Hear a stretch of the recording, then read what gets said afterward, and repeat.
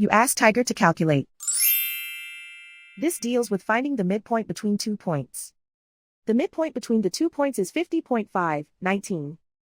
Let's solve it step by step. Plot the 2 points and calculate the midpoint using the formula.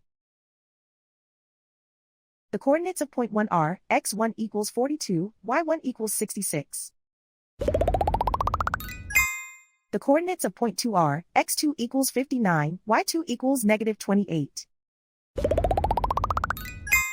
PM represents the midpoint of the 2 points.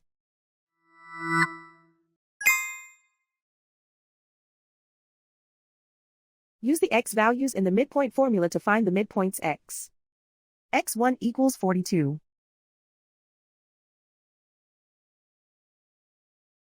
x2 equals 59.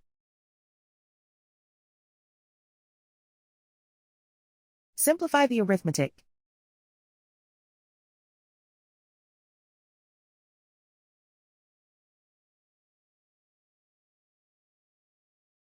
Use the y values in the midpoint formula to find the midpoints y. y1 equals 66. y2 equals -28. Simplify the arithmetic.